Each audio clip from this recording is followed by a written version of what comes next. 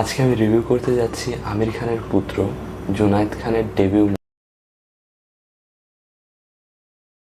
Movie মহারাজার review.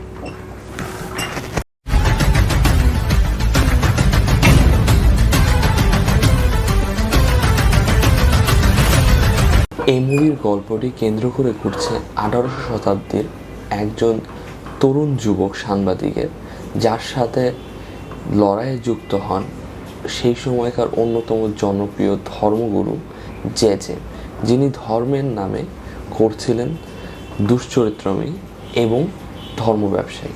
এই দুশ্চরিত্র ধর্ম ব্যবসায়ীর বিরুদ্ধে বারবার নিজের পত্রিকায় ছাপার কারণে একটি পর্যায়ে ধর্মগুরু এবং তার কেস চলে যায় আদালতে এবং তাদের এই কেস কে যেতে जो हवेली में हो रहा है वो गैर कानूनी है। ये सब लोगों के सामने लाना जरूरी है। कोर्ट में मिलेंगे।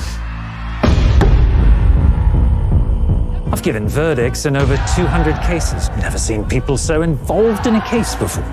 गीता पर हाथ ইন্ডিয়ান মেগা সিরিজ দেখছেন। ওখানকার যেরকম পিরিয়ডিক সিরিজ বানানো হয়, সেটার সেট ডিজাইন হোক, সেটার লাইটিং হোক, সেটার প্রেজেন্টেশন হোক, প্রপারলি ঠিক সেরকম মনে হচ্ছে। এই মুভির প্রথমার্ধে মেন ক্যারেক্টার অর্থাৎ জুনায়েদ খানের অ্যাক্টিং, তার বডি ল্যাঙ্গুয়েজ, তার ডায়লগ বলার ঢং এবং তার যে শব্দচয়ন, অর্থাৎ তিনি মুম্বাইকে প্রেজেন্ট করছেন 18শো শতাব্দীর, অর্থাৎ সেই সময়কার মুম্বাইয়ের যে মারাঠি ল্যাঙ্গুয়েজ আছে সেটার যে টোন, তার আশপাশের অ্যাক্টারের একরকম, তার একরকম, যেটা খুব চোখে লাগার মতো।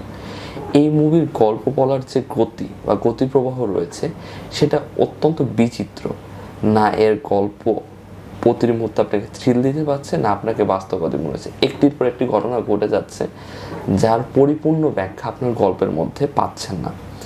এই মুভির কনফ্লিক্ট পয়েন্টগুলোতে খুব দুইজন অ্যাক্টর অর্থাৎ জায়দীপ আলাওয়াত আর জুনায়েদ খান দুজনেরই অভিনয় মানটা খুবই নিম্নমানের প্রদর্শিত হয়েছে।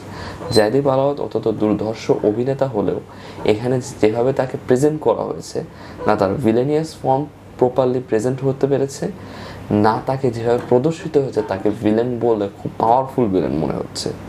এই মুভির গল্প প্রবাহ, দৃশ্য ধারণ এবং দৃশ্যের প্রবাহ কোনোটি এই মুভিটাকে আপনাকে দেখার জন্য আগ্রহ সৃষ্টি করবে না বা মুভিটাকে দেখার জন্য আপনাকে বসে রাখতে বাধ্য করবে না। প্রায় 2 ঘন্টার এই মুভি পরিপূর্ণ একটা টর্চার। না আছে এটার গল্প, না আছে এটার গতিপ্রবাহ, না আছে এটার অ্যাক্টিংয়ের দৃশ্যমান, না আছে এটার অ্যাক্টিং। এটি হয়তো অন্য কোনো অভিনেতার হলে এই মুভিটা অন্য কেউ দেখতো কিনা তা নিয়েও আমার প্রশ্নবদ্ধ রয়েছে।